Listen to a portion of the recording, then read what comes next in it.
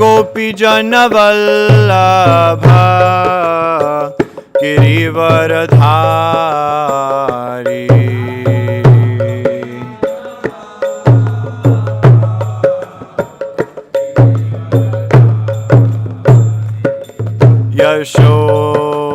यशोदानन्दन व्रजजनरञ्जना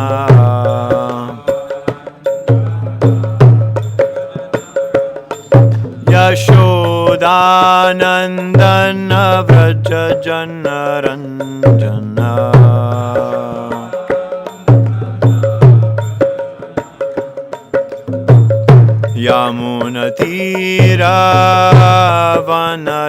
यमुनतीरावनचारी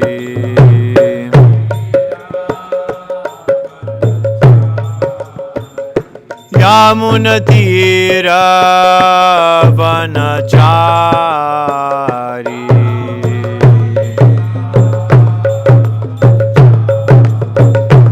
जय राधा माधव कुंज बिहारी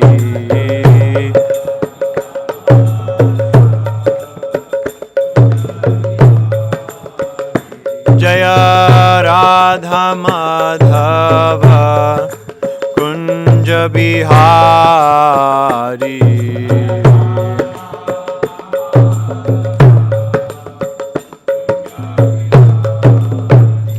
हरे कृष्ण कृष्ण कृष्ण हरे हरे हरे राम राम राम हरे हरे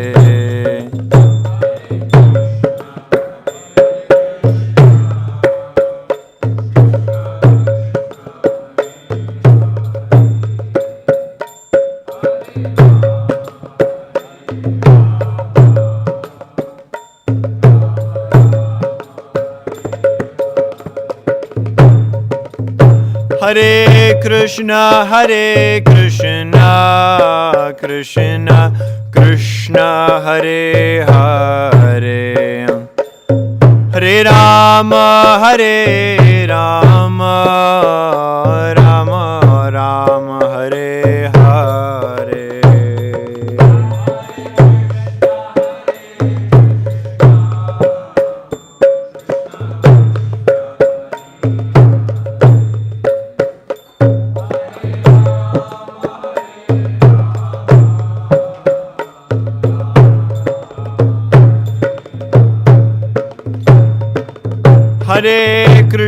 हरे कृष्ण कृष्ण कृष्ण हरे हरे हरे राम राम राम हरे हरे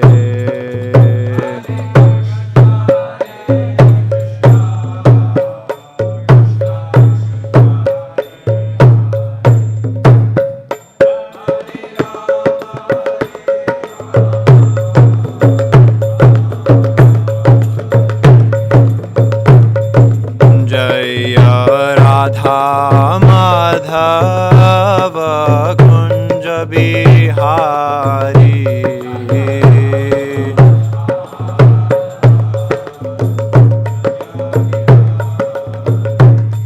जय Radha Madhav Kunj Bihari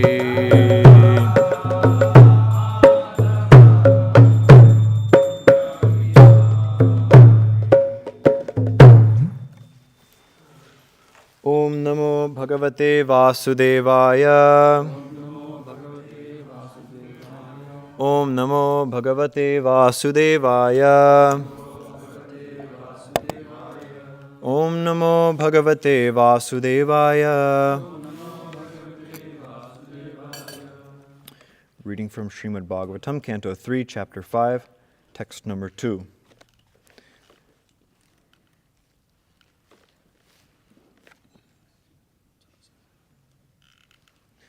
Vidura uvacha Sukhaya karmani कर्माणि karoti करोति loko लोको na न tai sukham vanyad uparamam va vindeta bhuyas tata eva dukkham yad atra yuktam bhagavan vaden naha. Viduro vacha उवाच sukhaya karmani karoti सुखाय loko कर्माणि करोति लोको natai sukham vanyaduparamam va vindeta bhuyastata eva dukkham yadatra yuktam bhagavan vadennaha. Sukhaya karmani karoti loko natai sukham vanyaduparamam va vindeta bhuyastata eva dukkham yadatra yuktam bhagavan vadennaha. Sukhaya karmani karoti loko natai sukham vanyaduparamam va vindeta bhuyastata eva dukkham yadatra yuktam bhagavan vadennaha.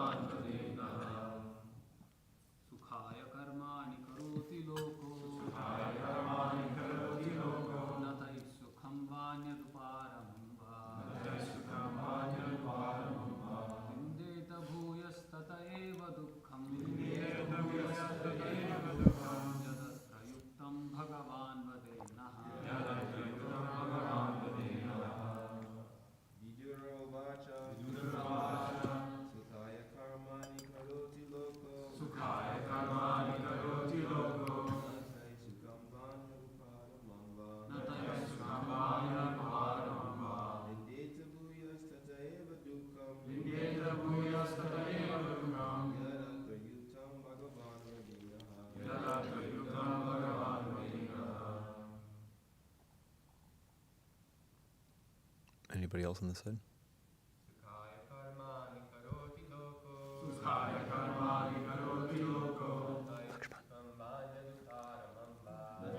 Can you pass me my phone? My phone.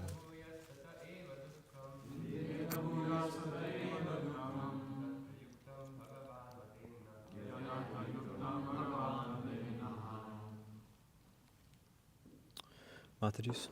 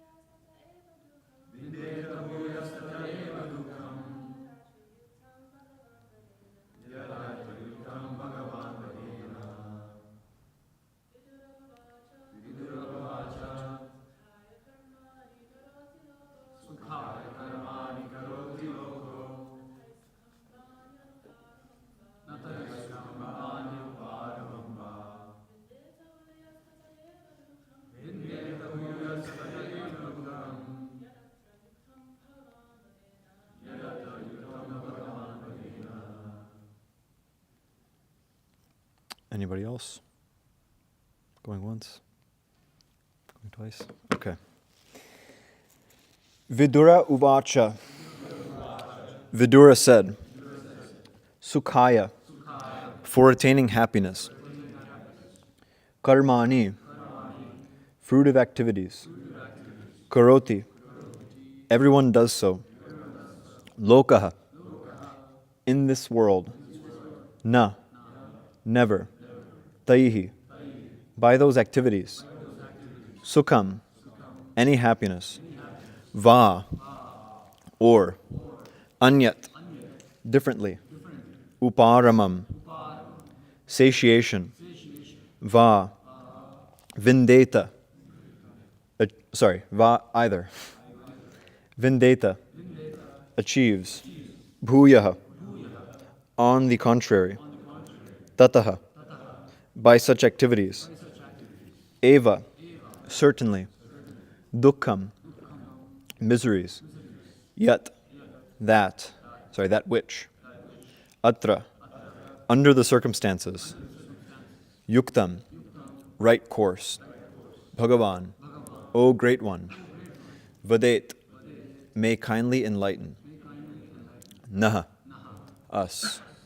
Translation and commentary by His Divine Grace, A.C. Bhaktivedanta Swami Srila Prabhupada. Vidura said, O great sage, everyone in this world engages in fruitive activities to attain happiness, but one finds neither satiation nor the mitigation of distress. On the contrary, one is only aggravated by such activities. Please, therefore, give us direction on how one should live for real happiness. Purport. Vidura asked Maitreya some common questions, which was not originally his intention. Uddhava asked Vidura to approach Maitreya Muni and inquire into all the truths concerning the Lord, his name, fame, quality, form, pastimes, entourage, etc. And thus when Vidura approached Maitreya, he should have asked only about the Lord. But out of natural humility, he did not immediately ask about the Lord, but inquired into a subject which would be of great importance to the common man. A common man cannot understand the Lord. He must first know the real position of his life under the influence of the illusory energy. In illusion, one thinks that he can be happy only by fruitive activities. But what actually happens is that one becomes more and more entangled in the network of action and reaction and does not find any solution to the problems of life. There's a nice song in this connection. Because of a great desire to have all happiness in life, I built this house. But unfortunately, the whole scheme has turned to ashes because the house was unexpectedly set on fire. The law of nature is like that. Everyone tries to become happy by planning in the material world, but the law of nature is so cruel that it sets fire to one's schemes. The fruitive worker is not happy in his schemes, nor is there any satiation of his continuous hankering for happiness. Om Ajnanatimirandasya Jnananjana Shalakaya Chakshurunmilitam Yena Tasmai Shri Gurave Namaha Shri Chaitanya Mano Bhishtam Sthapitam Yena Bhutale Swayam Rupakadamahyam Dadati Svapadantikam Vandeham Shri Guru Shri Yutapatakamalam Shri Gurun Vaishnavamscha Shri Rupam Sagrajatam Sahagana Raghunathanvitam Tam Sajivam Sadvaitam Savadutam Parijana Sahitam Krishna Chaitanya Devam Shri Radha Krishna Padan Sahagana Lalita Shri Vishakanvitamscha Nama Om Vishnupadaya Krishna Preshthaya Bhutale Srimati Bhakti Vikasa Swami Niti Namine Nama Om Vishnupadaya Krishna Preshthaya Bhutale Srimati Bhakti Vedanta Swami Niti Namine Namaste Saraswate Deve Gauravani Pracharine Nirvishesha Shunyavadi Paschatya Deshatarine Vancha Kalpatarubhyascha Kripa Sindhubhyevacha Patitanam Pavanebhyo Vaishnavebhyo Namo Namaha Jaya Shri Krishna Chaitanya Prabhu Nityananda Shri Advaita Gadadhara Shri Vasadi Gaura Bhaktavrinda Hare Krishna Krishna Krishna Hare Hare Hare Rama Rama Rama Hare Hare. I'm just going to look up one verse quickly, just so that I don't forget it, because it came to mind.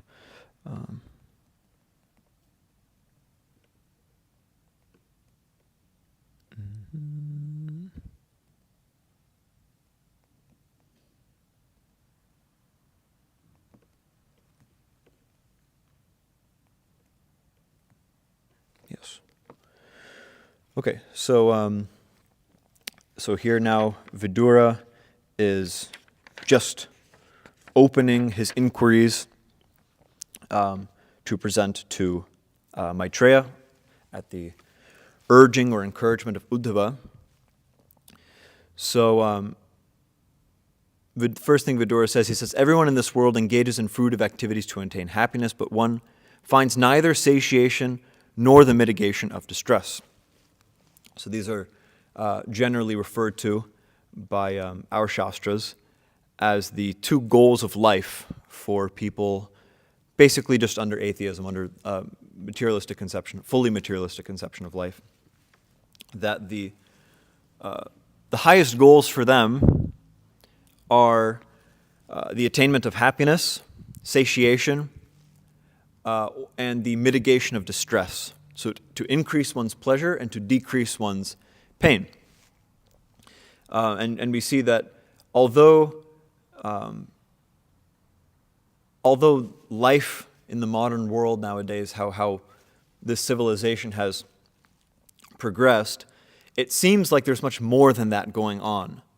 And when we tell people this, that the only purpose of people's life, without any idea of God or without any idea of some ultimate reality, it seems almost absurd. It seems like an oversimplification.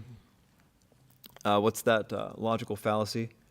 Reducto ad absurdum? Anyway, forgetting exactly what the Latin is, but it seems like it's reducing or oversimplifying everything that's going on around us. You see all these, big institutions, governments and, international politics and science and, what to speak of, even things that are not institutions, but love and, Shakespeare and art and all these different things. How can you say that it's just, for increasing pleasure and decreasing pain? How can you reduce, the literary works of somebody like Shakespeare or the classical music of somebody like Mozart or Beethoven or Tchaikovsky or all these great artists or Michelangelo and all these different things? How could you possibly reduce that to this kind of like survival instinct of increasing pleasure and reducing pain? And even there's religious figures who say these things, who actually accept these things as evidence of the fact that there is something more than just increasing pleasure, decreasing pain, that these things are evidence that there is something within us that is beyond just survival instinct. Our take is a little bit different. Well, not a little bit different. Our take is actually the exact opposite. Our take is that there is not, unless one has some idea of God, unless one is acting within their constitutional position as a servant of the Lord, then all they have, basically speaking, is this basic desire to increase pleasure and to decrease pain.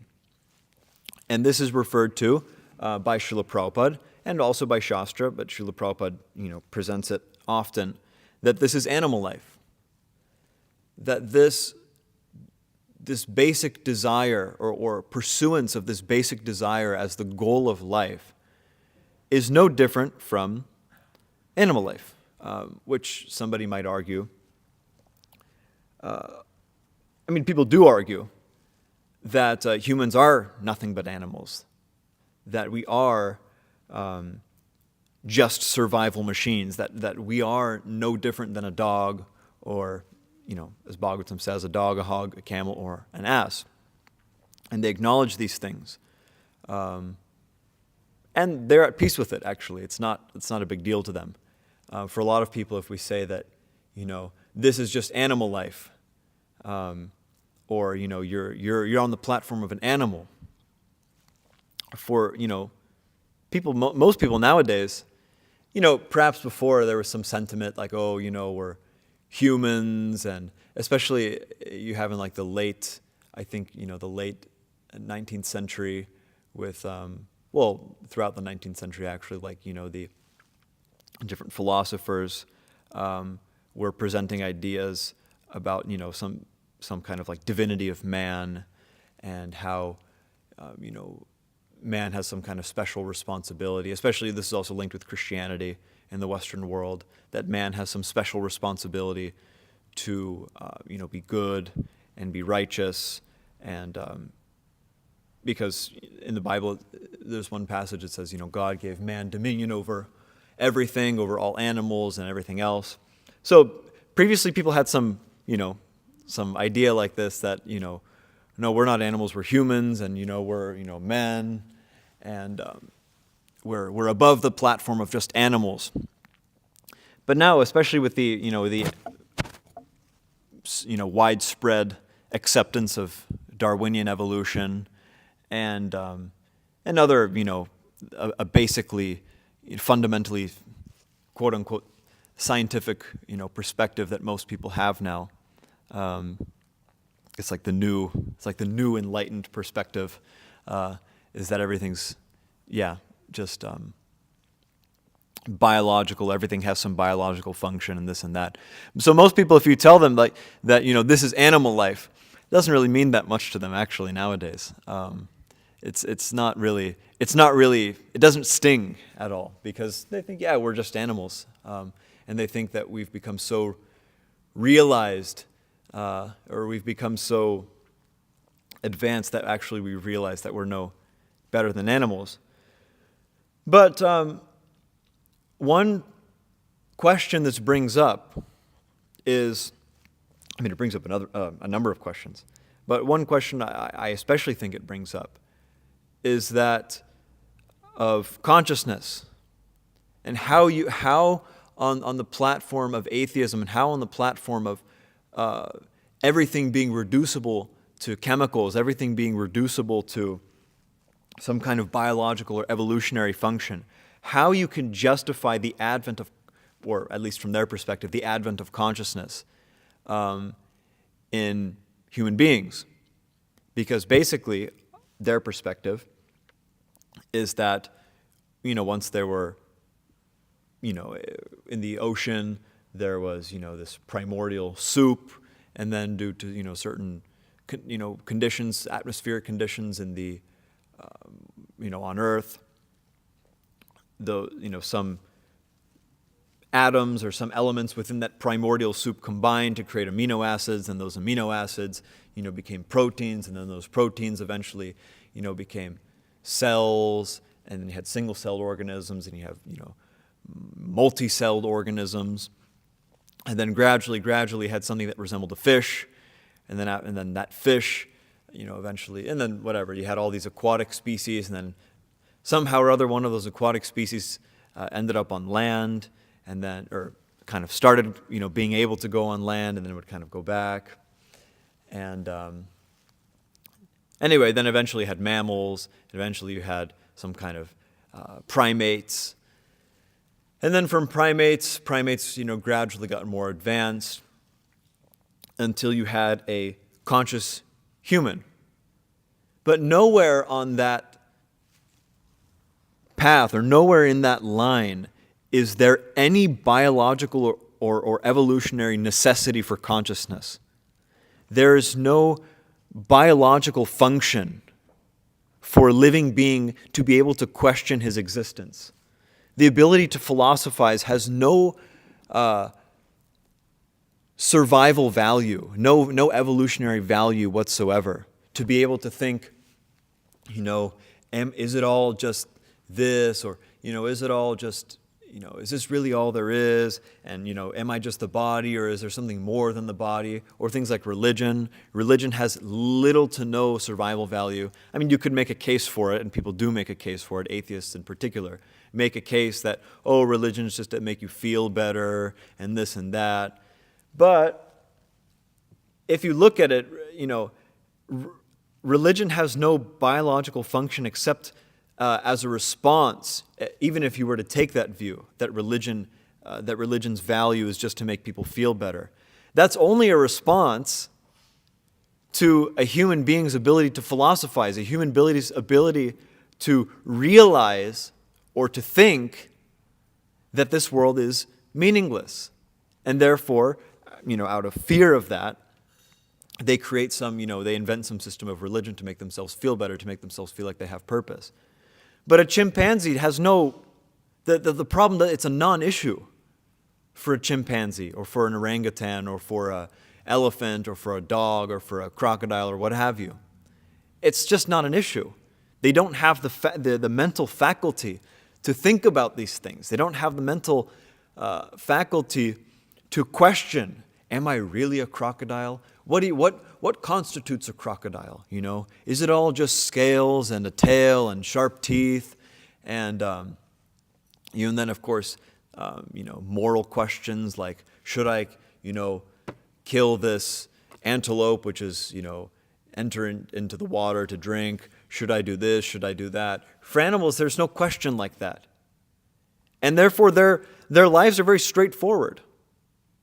They're able to very efficiently, just go up, get food. They don't need a big place to live. They don't need this and that. All of these things come from some faculty to distinguish between good and bad, right and wrong, which is a faculty of very advanced intelligence. So this faculty, if anything, is a hindrance to survival, is a hindrance to a living being's ability to survive in the wild. Because if a crocodile had to think, is this really the right thing to do? Should I kill this, or if a lion, should I really kill this, deer, or should I really do this? Should I really do that? If a lion had to sit and think about that, and if lions, somehow or other, it doesn't work. In the wild, the rule is might makes right. It's not that, the person the animal who has the best philosophy survives in the wild. No, in the wild, it's might makes right. The stronger animal always comes out on top. That's natural selection. So, this whole question of are human beings just animals? The answer to it becomes quite clear when you take into account consciousness. Consciousness is the thing that screams out that there's something more, that there's something beyond just survival instinct. So, for one who has consciousness, for one who has the ability to distinguish between right and wrong, the ability to distinguish between good and bad, and truth and untruth, for a person like that to squander the opportunity that it gives them, just to waste their intelligence on, like Vidura is saying here, fruitive activities to attain happiness. From one perspective, one side of it is that it's just very sad, actually. It's very depressing. It's something like the Chaitanya Charitamrita, this analogy comes, like a rich man. He's inherited so much money from his father, or he's in a position where he could inherit so much money from his father, and his father could take very good care of him. But instead, not knowing who his father is, or somehow or other by being illusioned, he goes and he is begging in the street. It's a very sad condition. It's like it's very it's needless. It's needless suffering. Whatever suffering comes from not being able to, or not using one's intelligence to distinguish that this is something that will actually make me happy, and this is something that will, versus this is something that will make me suffer.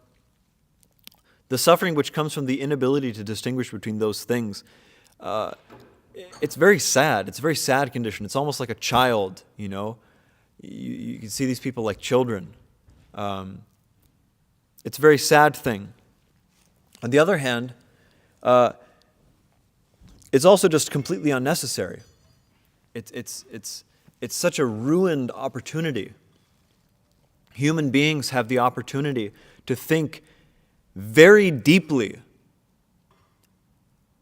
Of course, our intelligence is also limited. That's another perspective, necessary perspective to have.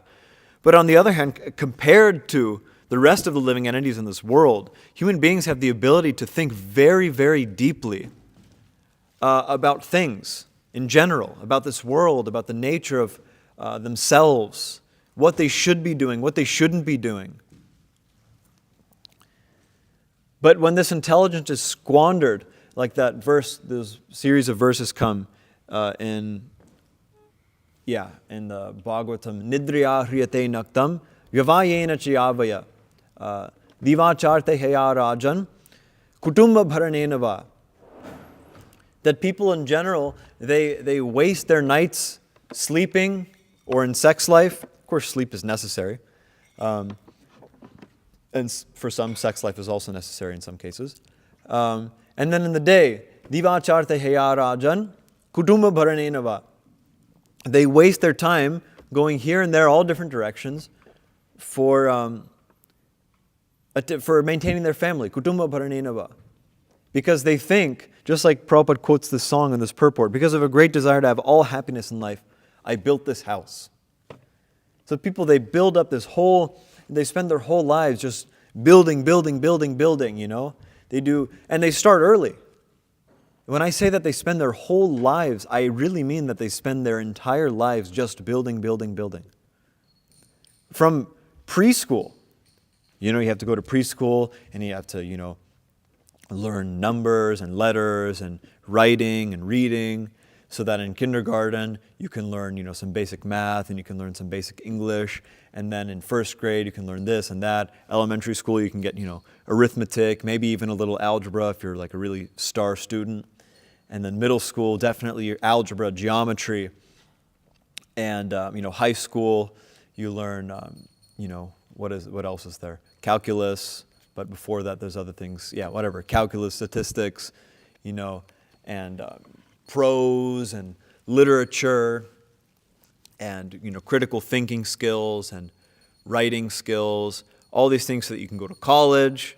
And then you go to college and you hone in your studies on a particular subject, and you become very expert in that subject so that you can get a job.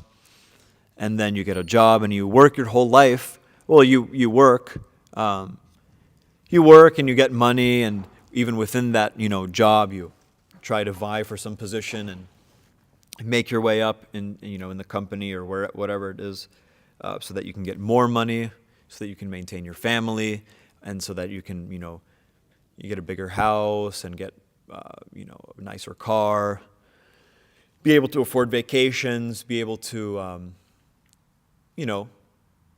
satisfy your wife and children and all these things. And so you build up this whole thing. You have your wife and your kids, and you have this house and all the different things in your house, and it's like gradually, one by one, first you get the house, and then you get furniture, and maybe later you get some nicer furniture, and then you get a car, and then maybe you get a nicer car, and it's just like gradually building, and then maybe you move to a nicer area, you have a nicer area, a nicer house, better schools, and so just gradually building. But you see, many people, it's not just like, one or two, maybe sometimes. Many people, there's like one event in their life, and it just ruins it all. Now, does that mean that nobody should try to get a house? Does that mean that nobody should try to get a car? Nobody should go to college? No, of course not. But, or let's say not even that. Let's say not even there's one like cataclysmic event which just destroys everything they've built up. Like this, I like when Srila Prabhupada quotes this song, because he quotes it in English, and it's very like blunt. It's not very poetic at all. Because of a great desire to have all happiness in life, I built this house. But unfortunately, the whole scheme has turned to ashes because the house was unexpectedly set on fire. It's like not very poetic, this particular translation. So I like it very much. I think from a literary perspective, it's powerfully delivered. Because when when Srila Prabhupada says there's a nice song in this connection, you're expecting, some kind of, metered, nice, maybe some rhyming, and then it's just this very like frank, anyway. So, yeah, it's not even that there's one, big event that just ruins somebody's life. I mean, that does happen. But a lot of times it's a lot of small things in people's lives. It's a combination of a lot of different small things, just not that they completely go wrong, but they just don't quite work out. Like for instance, parents, you have a nice house, nice everything. You raise your kids very nicely. I know one family, and they're family friends of, my family growing up, and I knew them from when I was quite young. And they live in Southern California. They live in a nice neighborhood, Rancho Santa Fe. For those who, nobody here knows what Rancho Santa Fe is, but anyway, Rancho Santa Fe. Bill Gates has a house there, so that gives you an idea. It's a very nice area, one of the nicest areas in all of Southern California, actually. It's like the biggest, some of the biggest houses and everything like that. So if you live in Rancho Santa Fe, if you, especially if you live in San Diego and you tell somebody, oh, I live in Rancho Santa Fe, it's like, whoa, So, yeah, these people, they lived in Rancho Santa Fe, and the, nice, good, Christian family.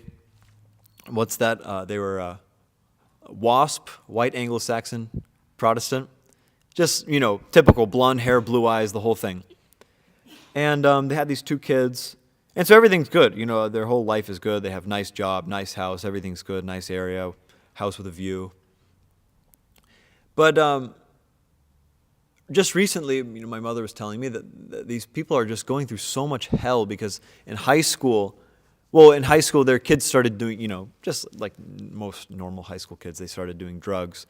But then both of their sons kind of like took it to the next level, and they started doing harder drugs and whatever. Then one of their sons just got found like in Los Angeles, just like unconscious in a laundromat, and he'd OD'd. And then basically now, or at that point, they were left with like basically this choice: either let him kind of recover and get out of whatever coma he was in, and then he would just have permanent brain damage, and he'd probably need to live in some kind of like assisted living, for the rest of his life, or pull the plug and let him die. So, you could say that everything else in their life was good. It's just this one thing. It's just this one thing went wrong. They're kids. But it ruins the whole thing. It spoils the whole thing, Or, you have a nice house and nice everything, good job, good kids, but then, your spouse runs off with somebody else. Or just like I know anyway, I don't want to go through it. All these examples of people I know. But, so it's little things. It's these little things. And that's why most people, when you talk to them, even though there's all these things going wrong in their life, there's hope. And that's Maya's trick. There's hope. It looks like it could work out. It looks like if I just do this, if I just arrange things in this way and, move this over here and put this over there and, rearrange things, then it's like, okay, then it'll be good. And it seems like it's so close. It seems like it's so easy. A lot of people nowadays are above, a lot of people aren't. But a lot of people nowadays are above, like, if I just get this car, then I'll be happy. Then I'll, do this, do that. That's more of a subconscious thing. If you talk to people, most people nowadays, because of, whatever, there's a lot of, like, propaganda with this, like, mindfulness stuff, which, anyway, it's good. It's not necessarily propaganda, but propaganda in the sense that they're advertising it everywhere, even in schools and stuff. So, people have some idea. Whether they actually have internalized it, that's another thing. But at least people have some idea. They'll say out loud that, I know that by not getting this job or by not getting this car, by getting this car, by, getting this job or whatever it is, I won't become happy. I know that's not real happiness. But then what do people think is happiness? Family and friends and being able to spend time with the people I love. So they're thinking that if they can just arrange this in that way, if I can just, get like a, new job or get this promotion or, shift my position a little bit, then I'll have more time and then I can, do my hobbies and then I can spend more time with my family. But it's a trick. It's a big trick. It's a big con, actually, that Maya's pulling on everybody. That it looks like happiness is just right there in front of you. But then when you go to grab it, it's like it just slips through your fingers. And so therefore, people, they just are going everywhere, here and there. They become desperate. It's this like desperate condition. They're running around all different places. And this is why the nature of lust is that it just goes deeper and deeper and deeper and deeper. Why people's desires get more and more depraved. Why people's, not just their desires, but even, their activities become more and more and more depraved. Because they're becoming desperate. They're becoming desperate. They're looking around. They're saying, okay, this isn't bringing me happiness, Okay, then if I just do this, then if I just do this, then if I just do this and this and this and this. And soon enough, they're far down the road. Because every new desire, every separate desire is a few steps down the road to depravity. That's why you see when people get positions of power, what do? When people get positions of power, oftentimes, many times, they engage in unspeakably abominable activities. Just horrible, disgusting activities. Just recently, sorry to bring it up, but this isn't about politics or anything like that. But this guy, Jeffrey Epstein, it was found he was very, very, politically influential. He was very, rich, extremely rich. But what was he doing with that? He had a private island where he would bring children and have sex with them. So this is what happens when people have they've done everything. When people follow this road of lust, it gets more and more depraved, and they become more and more desperate. Therefore, it's described. What's that verse? Santushtasya nrihasya svatma ramasya yatsukam kutastat kama lobena dhavatorte hayadashaha. Where is happiness? Kuta, where is it? For one who, out of lust and greed, is going in all the 10 directions looking for happiness. Where is it? It's nowhere. That's the answer. It's nowhere. So, therefore, it behooves one who has intelligence, one who has God-given intelligence, as it's said, to be able to ask real questions. Questions like, who am I? What am I supposed to be doing? It behooves one to inquire from people who know. At least, to try. I think it's quite laudable that many people, from one perspective it's laudable. From another perspective, they're being misled, they're being cheated. That's there. But from one perspective, it is quite laudable that many, especially young people nowadays, when, the world is screaming at them to just, go crazy in sense gratification, I think it's laudable that many of them, get into, things like whatever, self-improvement, or, we were talking some time ago, stop, like, no pornography, no, this or that. And then Ali Prabhu mentioned this monk mode thing, which I'd never heard of, where, people become celibate and they engage in, they do fasting and stuff. Stuff like this is, at least to, a certain extent, quite popular nowadays. At least if you go on college campuses, you're bound to meet somebody, who's into it, some of these things. So it's quite laudable. It is quite laudable that somebody who grows up or who's growing up in an atmosphere which is so saturated with lust and with depravity and with degradation, that they could, there could be some inkling of the mode of goodness in them. Of course, everything else in their life is horrible. But at least that there could be some propensity, some propensity to inquire about something higher. Now, of course, again, it's higher but only relatively, because it still falls under the material modes. But therefore, Srila Prabhupada writes in this purport, Uddhava asked Vidura to approach Maitreya Muni to inquire into all the truths concerning the Lord, his name, fame, quality, form, pastimes, entourage. And thus when Vidura approached Maitreya, he should have asked only about the Lord. Interesting, Srila Prabhupada says, Vidura should have done this, he shouldn't have done that.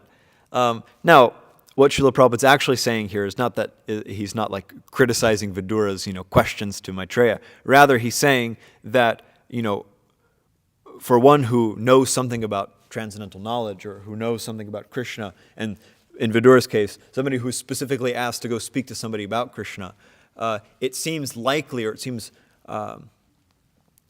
more befitting that he would just ask directly about Krishna rather than ask about, this or that. So, but the next sentence, but out of natural humility he did not ask immediately about the Lord, but inquired into a subject which would be of great importance to the common man. Most people have because they're, what's that verse? Natevidu svartakatim hi vishnum durashaya yeba hirarthamaninaha. They have this bahirarthamaninaha. They're thinking that things which are external are artha, are valuable, or are meaningful. Therefore, natevidu svartakatim hi vishnum. They can't, not only do they not know, they can't know. As long as one maintains this conception, they can't know that to serve Vishnu is the goal of life.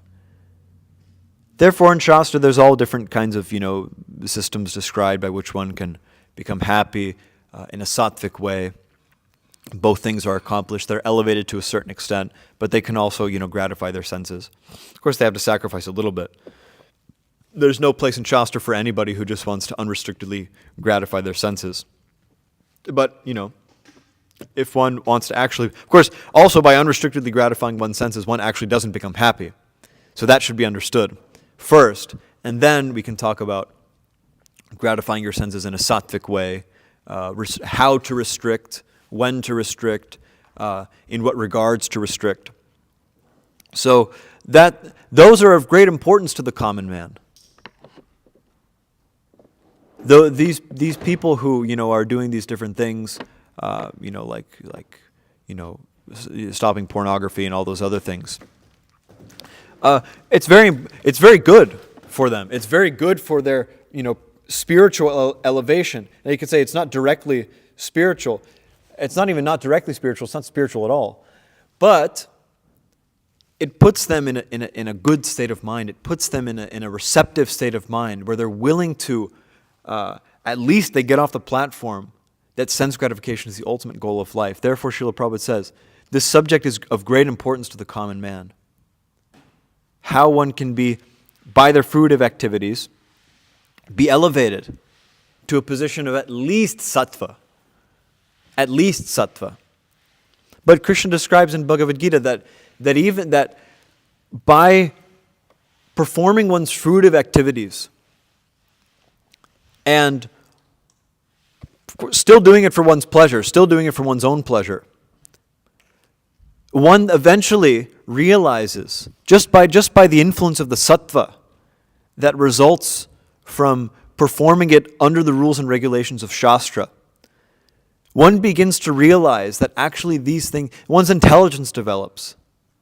They become somewhat disciplined, a little bit disciplined. And they start to realize that actually my pleasure isn't the all in all, that there's something more. Then they continue to do their fruitive activities, but then they offer to Krishna.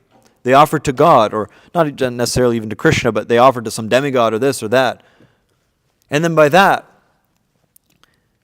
then they start to realize, well, if I'm doing these fruitive activities and I'm offering everything to Krishna, then are these fruitive activities really necessary? If everything's just for Krishna's pleasure, why perform activities that are fruitive? Why not just directly please Krishna? Then they can come to the platform of Gyan, and then they start performing sacrifice. And then eventually that sacrifice becomes purified. And then they perform those sacrifices which are only for the pleasure of Krishna. Those sacrifices which have no tinge of fruitive activities whatsoever. But then, because their conception of Krishna is not complete, then they, come to the level of Brahman. But then those who come to the level of Brahman, some realize that there's something higher. Then they engage in yoga, and then, they go through all the different stages of yoga, and then eventually, after a long, long time, they get the darshan of Paramatma. And then some who see Paramatma develop a desire to serve Paramatma, Srila Prabhupada writes. And then they come to bhakti. So it's connected. It's not, closely connected, but it's connected. It's in the same line. It's like in the same sentence, you could say. So these things are of great importance to the common man. Therefore, Vidura was asking about them. Vidura was asking Maitreya about this. Let's see what else there is. Yes, but ultimately one should realize that by doing these things, by engaging in fruitive activities, by doing this and by doing that, there's no happiness. And there's only happiness when one comes to the culmination of those performance of fruitive activity, which is ultimately performing non-fruitive activity, performing akarma, performing working with the senses, acting with the senses, but only for the pleasure of Krishna. What's that verse? Kriti sadhya bhavet sadhya bhava sa sadhanabheda nitya siddhasya bhavasya prakatyam hriddi sadhyata.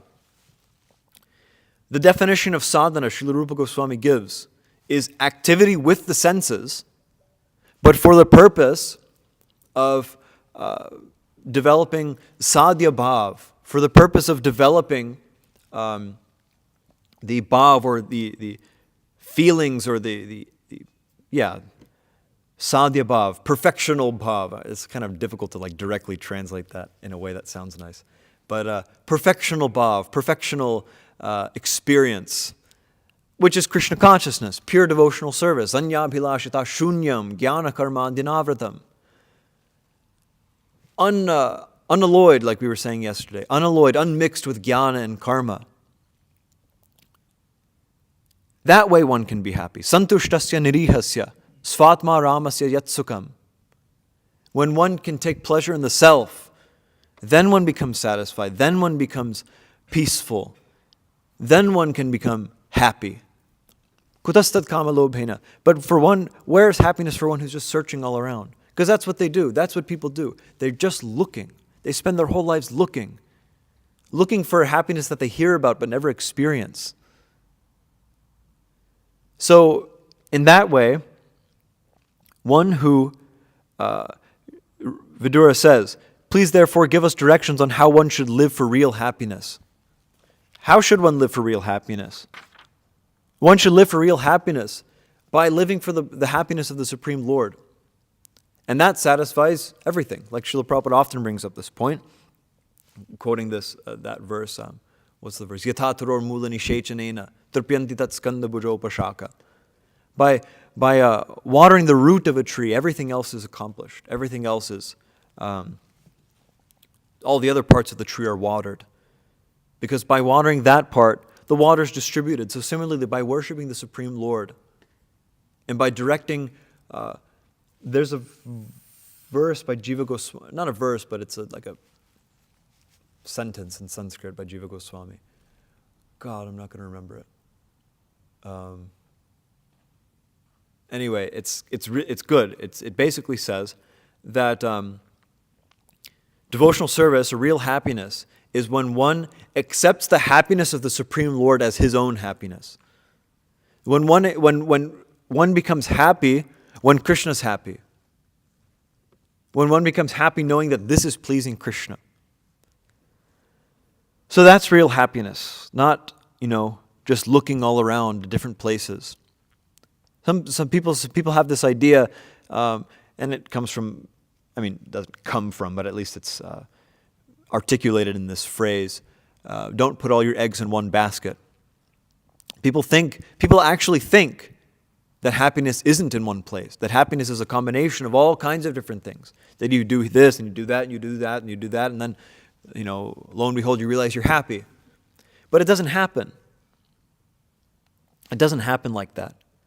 But our perspective is that you should put all your eggs in one basket, that you should do nothing for your own pleasure, and you should do everything for Krishna's pleasure. That's the meaning of surrender. Sarva dharman parityajya.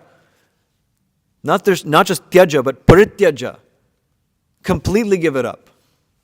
And he says, Mam ekam sharanam vraja. He said, unto me only. Ekam, one, me only, not two, not three, not anything.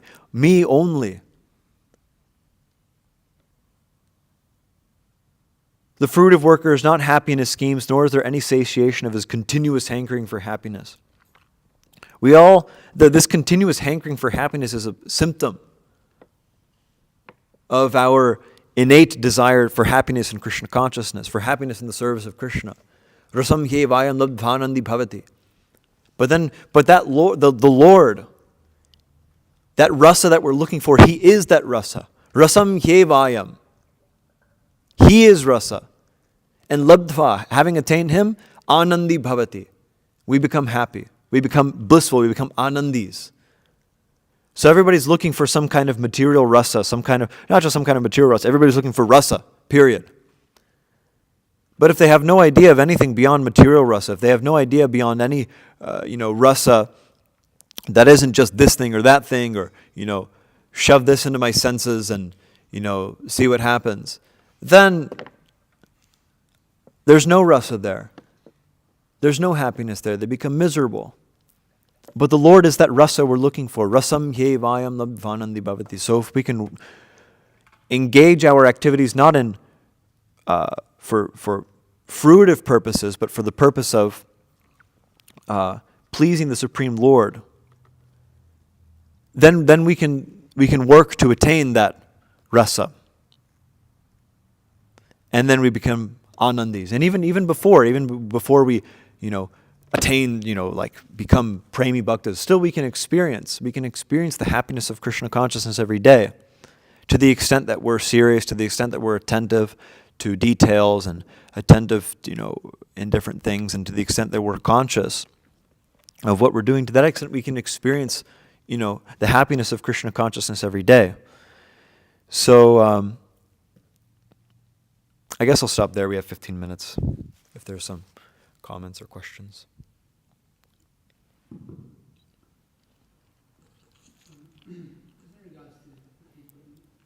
the self-help community, Yeah, that's good. to some extent, we're noticing that people are kind of understanding that point a little bit more. I wouldn't say most people.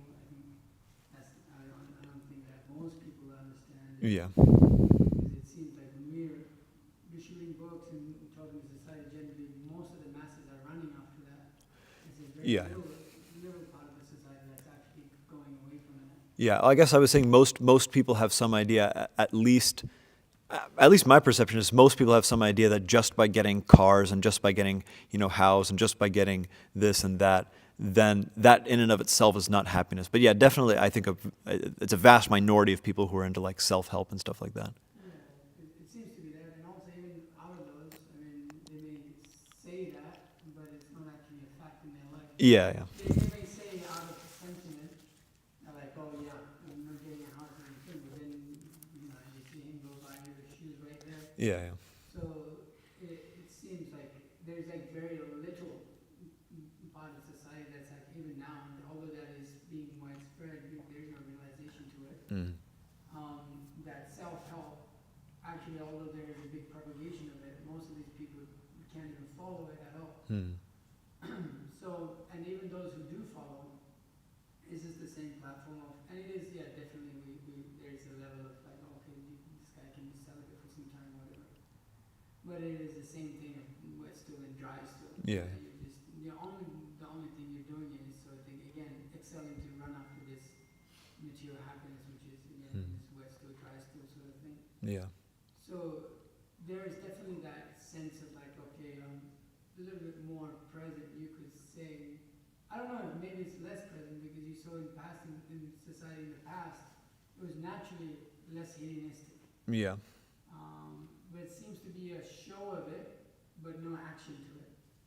So most people are absorbed in this false idea of life completely, even though there seems to be a show of mindfulness. So that it's just a show, it's just an external show. Yeah.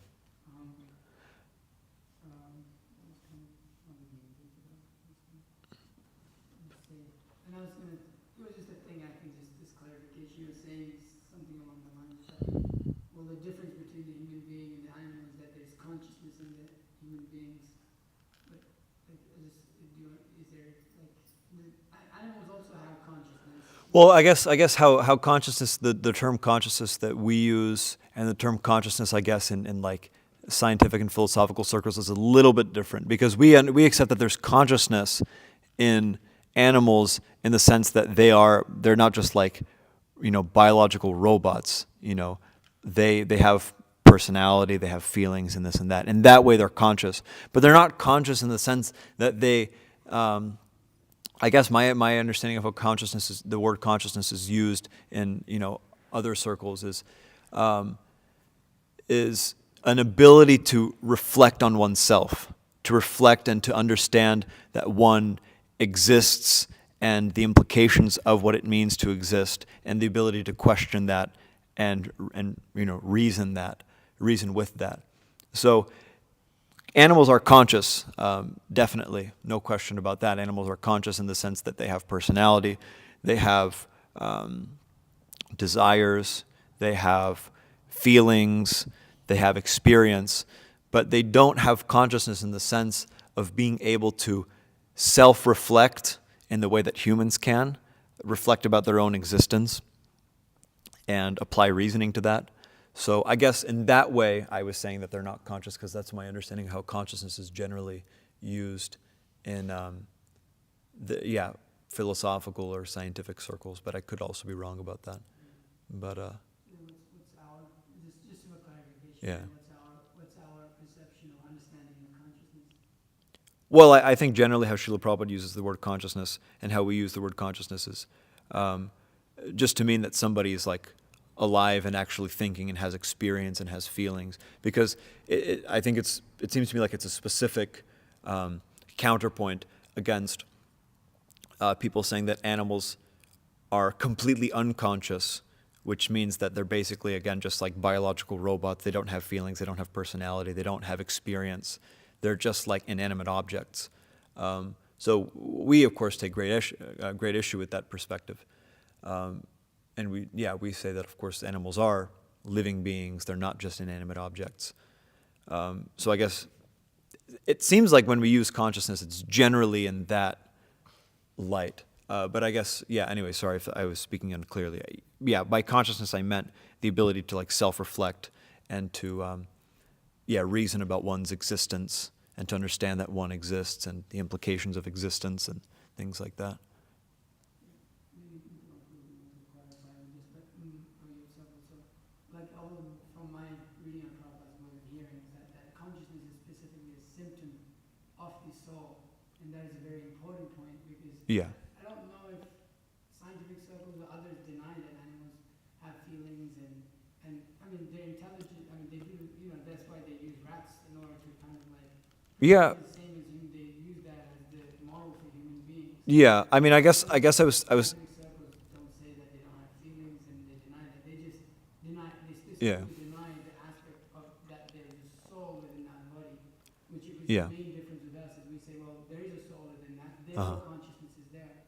But they say, well, consciousness is there, but this is coming from the Christian tradition also. That that's there. Consciousness is there. Feeling is there. Even to some extent, animals have self-reflection to some extent.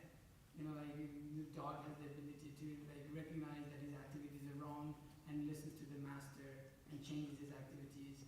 I would argue that that's not the case. I would argue that a dog's listening to his master is only based on the fact that he's been trained to associate that with pleasure.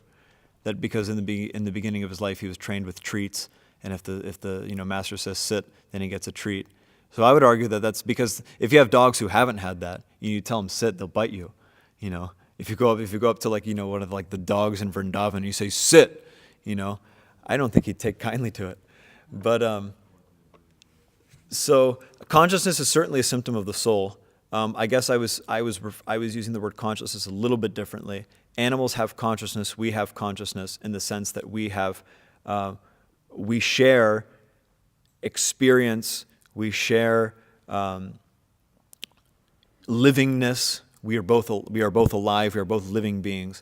But I guess the way I was using consciousness, and even animals innately have consciousness on the platform of the soul. They have consciousness, but that consciousness is uncovered in human life, whereas in animal life it's severely covered. Perhaps, I mean, I don't know. I don't know what's going on in animals' heads, but at least it doesn't seem to me like animals have consciousness and self-reflection in the way that humans do. And I guess because of my understanding of the word consciousness, how it's used in a philosophical sense, I was using the word in that way. Now, in regards to scientists they're thinking that animals are like inanimate objects, I think at least they think that they're philosophically inanimate objects, because I think they realize that they feel pain and that they have some kind of feeling, but not that they have the ability to, or not that pain is worth considering, or that pain is in any way significant, other than it's just like another function of their body, rather than like a feeling, rather than like an emotion. Like they experience pain, but only as like a survival instinct. It's not an emotion. It's rather just something that happens. They don't really have, again, because they don't have consciousness in the sense of the ability to reason about their life. It's just another thing that they experience, like hunger, like thirst.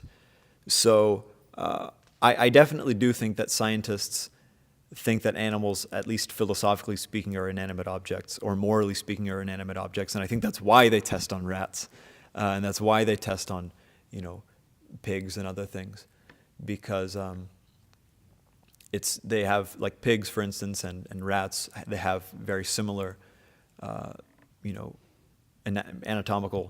certain anatomical structures, and their bodies are quite similar to humans, but you don't have like the moral hang-up of wanting to hurt somebody, or wanting somebody to feel betrayed, or wanting somebody to feel, scared.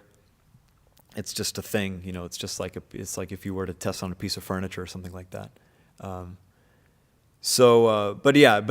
that's a valuable clarification. That using the term consciousness, I guess I should be more careful to use that word consciousness in a way that's more clear in relation to Srila Prabhupada's books, because he did use that word consciousness.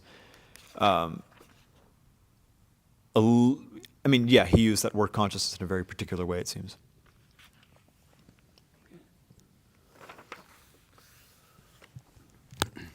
Hare Krishna, Prabhu.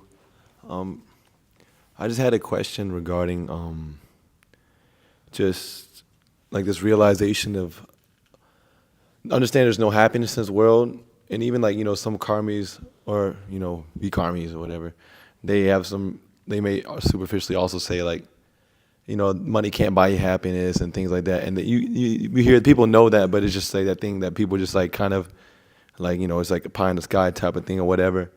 But it seems like on the material platform there's some kind of like some realization of no happiness, and I guess like Prabhupada would call that as like kind of like disillusionment. I used to have like these friends, and like this specific friend group, and they were all like just super depressed, and they would talk about like they feel like they've experienced everything, and there's nothing to be had in this world, and one of them ended up killing themselves, and they were always talking about how there's no happiness. They've tried everything, they just don't see themselves being happy, it seems like they've come to some point of there's no happiness, but instead of searching, they just go the other way and just kill themselves. And why is that so? Why is it that instead of like they've lost complete hope, rather than like some, like for instance, like some of us, I guess there was some spark of hope maybe there is happiness in something. Maybe I'll answer this question, and I'll also use it to respond to something that Chandan said that I forgot to respond to. Yeah, so all this like self-help stuff, all this like, again, most people at least say that money can't buy happiness. But like I quoted that verse, if they think, okay, money can't buy happiness, but this brings happiness and this brings happiness. These are the real things. Like I said in the class, people think money can't buy happiness, okay. But then what's real happiness? It's family, spending time with your friends, it's spending time doing the things you love. That's real happiness. But